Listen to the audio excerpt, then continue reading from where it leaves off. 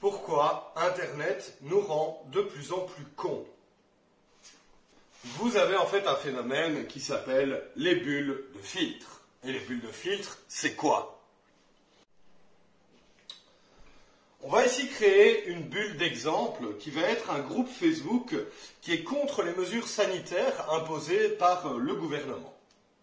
Ici, je vais donc ajouter dans cette bulle tout un tas de personnes qui sont des gens qui trouvent que c'est pas normal qu'on ait fermé les cafés, c'est pas normal que les écoles au niveau du protocole sanitaire c'est mauvais, des gens qui trouvent qu'on aurait dû réouvrir la culture et pas les cafés. Vous voyez tout un tas de gens qui pensent un petit peu des choses très différentes, qui en fait ne vont pas tous dans le même sens, mais vont dans le sens que c'est injuste et que la situation est injuste.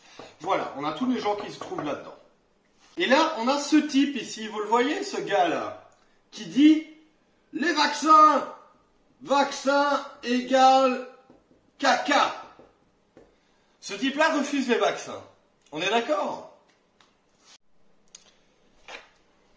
Sauf qu'ici, à gauche, face à cette acclamation comme quoi le vaccin c'est de la merde, tout ici, on a en fait des gens qui trouvent qu'il faut se faire vacciner. Et du coup, qu'est-ce que font ces gens? Évidemment, ils sortent de la bulle.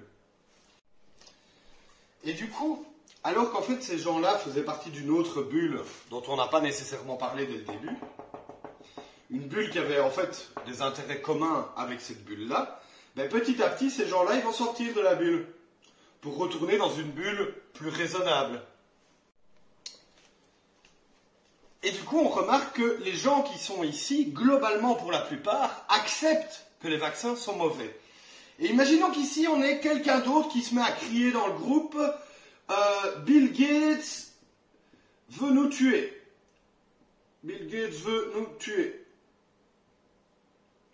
Et là, on a une frange qui se trouve ici, qui dit « Ouais, bon, ça c'est vraiment la théorie du complot débile, ça me plaît pas du tout, moi je m'en vais. Hein. » Et du coup, hop, ces gens-là, ils s'en vont, et ils se retrouvent en fait finalement dans une autre bulle de genre à peu près raisonnable, une bulle qui est peut-être commune avec celle-ci, hein, évidemment, c'est imagé.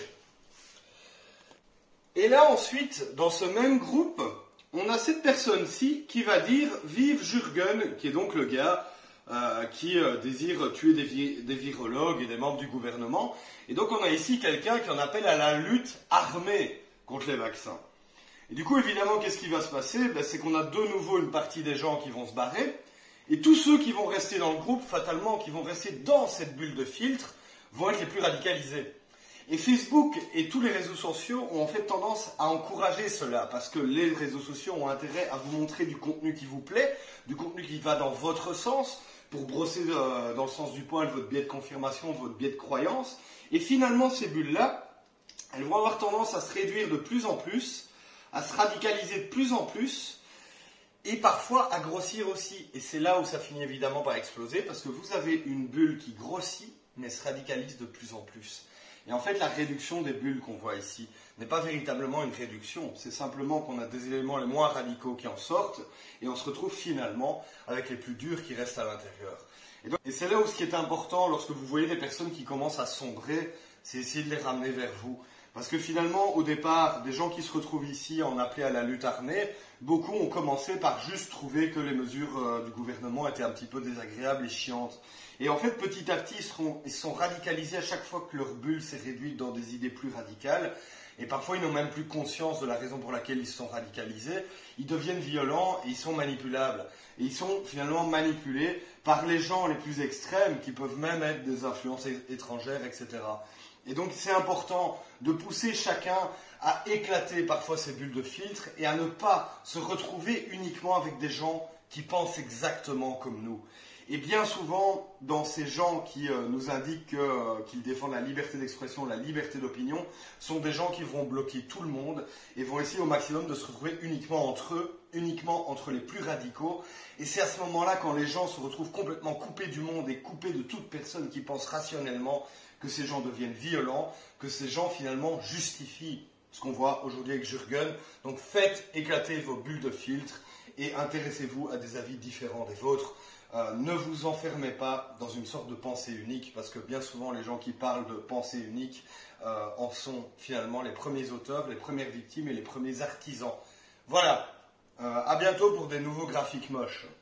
Et alors là, vous allez me dire, mais Vincent, il y a un truc un peu incohérent et un peu paradoxal, parce qu'à la fois, tu nous dis qu'il ne faut pas rester dans cette bulle-là, parce que ces gens sont dangereux, et objectivement, quand les gens arrivent à encourager un terroriste, ces gens sont dangereux, mais à la fois, si on sort de cette bulle, on les laisse tout seuls et on les laisse se radicaliser. Effectivement, c'est paradoxal.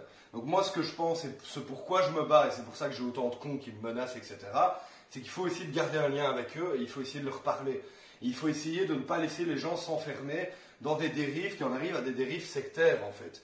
Mais d'un autre côté, il ne faut pas non plus légitimer leur discours. Donc quand on a des médias comme Vécu, Kairos, BAM et ce genre de trucs, ou en France, France Soir par exemple, ce sont des médias qui ne modèrent aucun commentaire et en fait font le jeu, se servent de gens comme ça, des anti-vaccins, des complotistes Bill Gates, des gens qui en appellent d'extrême droite à tuer des virologues. En fait, ils se servent de ça comme public et ça, on ne doit pas l'accepter. Et je pense que dans nos médias traditionnels, ils devraient également avoir plus de regard sur les commentaires de leurs lecteurs, de leurs auditeurs.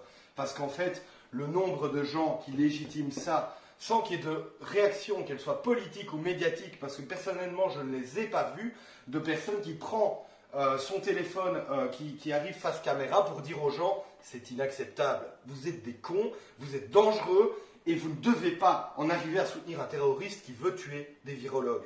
Ces gens-là, si on en est là, c'est à cause notamment des phénomènes de bulles de filtre, à cause des algorithmes, mais surtout à cause des médias qui jouent ce jeu-là, qui jouent ce jeu de radicalisation sans cesse des opinions, en légitimant la possibilité de trouver normal de soutenir un terroriste armé qui veut tuer des virologues et des membres du gouvernement. Le vrai problème, il est là. Toutes les opinions ne se valent pas, et contrairement à ce que disent certains sur la liberté d'opinion, il y a des faits.